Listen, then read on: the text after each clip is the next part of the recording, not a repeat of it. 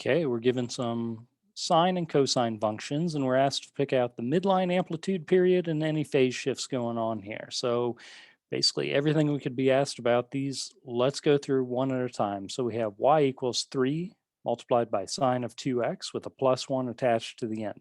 That 3, that's going to affect the amplitude. So technically it's the absolute value of any number out in front there, which will reduce down in our case just to be 3. So we can say the amplitude is 3. Okay, next up we have this 2 attached directly to the x. That's going to affect the period of our function. So we can say the period is going to change. Normally, the original period for sine or cosine is 2 pi. What we want to do is divide that by any multiple attached directly to the x. Technically, it's the absolute value of that multiple, but the absolute value of 2 is just 2. So the original period divided by multiple attached directly to x. A little simplifying down, we're going to get this to equal pi. So we could say the period before it starts repeating itself is going to be pi. All right.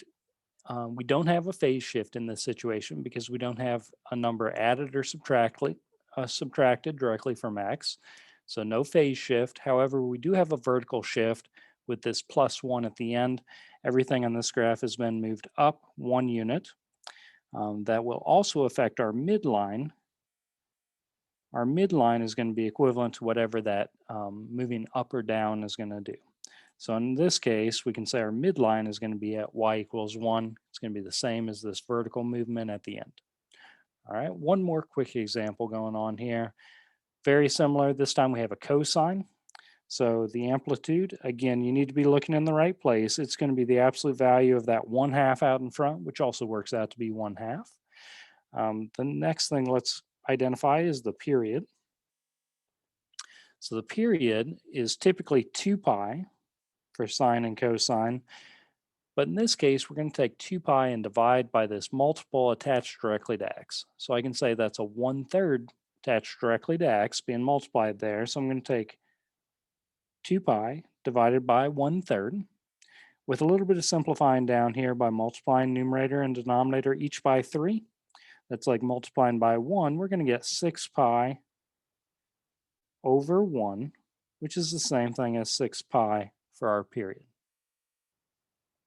All right, now that we have our period, let's go into our phase shift and our midline. All right, on this one, this is probably the most complicated looking function you're going to be approached with, where you can't just pick out the pi over 3 as being our phase shift. Instead, what I always like doing on this situation is I'm going to rewrite it by factoring out, when we take a look at the inside there, that we have instead of pi over 3, I like to visualize that as 1/3 multiplied by x.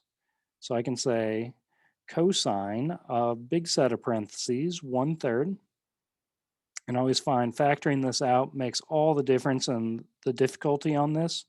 So if I factor out a 1/3 from each of these terms on the inside, I can say 1/3 multiplied by x would give this first term. But then I'm also going to have 1/3 multiplied by negative pi to get that second term. So if we redistribute this 1/3, 1/3 times x gives us x over 3. 1/3 times negative pi gives negative pi over 3.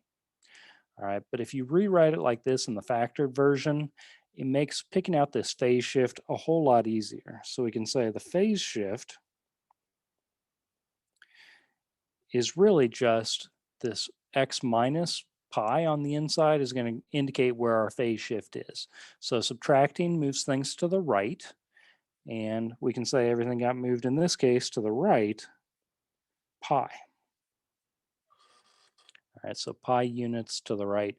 Factor this out first. It makes life so much easier in identifying that phase shift.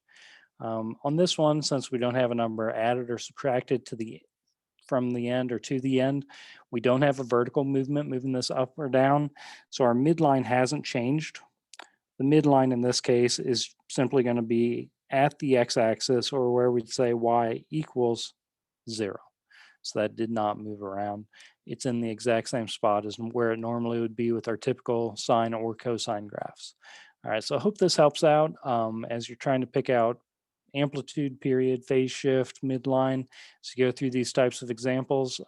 Practice makes perfect on these more than anything else. So good luck.